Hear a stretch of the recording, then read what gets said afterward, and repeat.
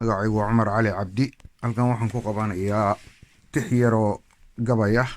oo aan kaga hadlayo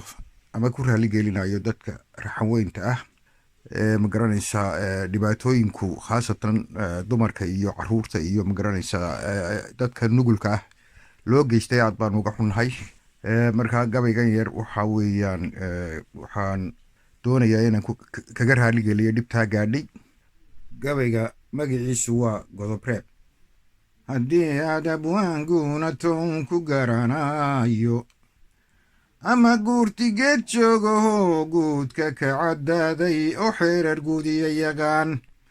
waajibyada gaara waynaad waxaan ku gadmayn koruga guurtaayee ka guweyni goofaadhiiyo gowla hadalkiiye kala gurisna waa necebihiyo qoysas kala guule ninka haatan kala geynayo ku garad yari ninka haatan kala geynayo ku garaad yariye balaan galow gabiibane halkan geediga u raraye godob reeb tixaan ula baxaan soo gudbinayaaye maymayda gaar loo eryaa gubay damiirkii iyo raxan weynta gulufkii ku dhacay laaska gudihiisa iyo gebageba lagula kacay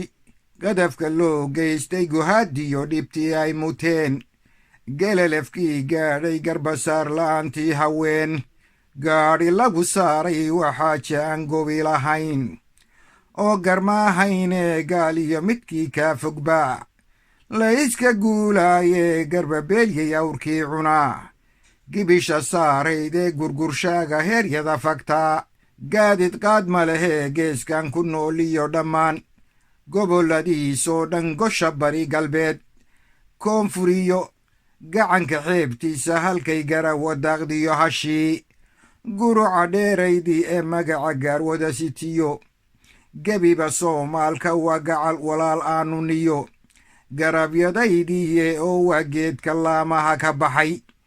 gebi xigaaluuye mid weliba wuxuu gaaru yahay geeska sii xige mid weliba wuxuu gaaru yahay geeska sii xige gashigii damiirka ugu daran daynku soo gala ee wax ku guba go'aan leexsanaad gacalku weydaayee surma sheegto gacantii taqaan way gumudantaayee gadhwadeennada naga guracan gooshka noo talinee waxa gudinta dabkii qabsaday xeer daraangelinee garow shuhusad weeyiyo milgaha soorta geesiga ee garwaagsanin dadkaa lagu gefaan teella loo geliyinee gola joogna xaal waxaan u diri gaanka raxan weyn gola joogna xaal waxaan u diri gaanka raxan weyne yaan xeer naloo gelin dhacdado godob naloo qaadin waryaan xeer naloo gelin dhacdado godob naloo qaadin wabilaahi tawfiiq.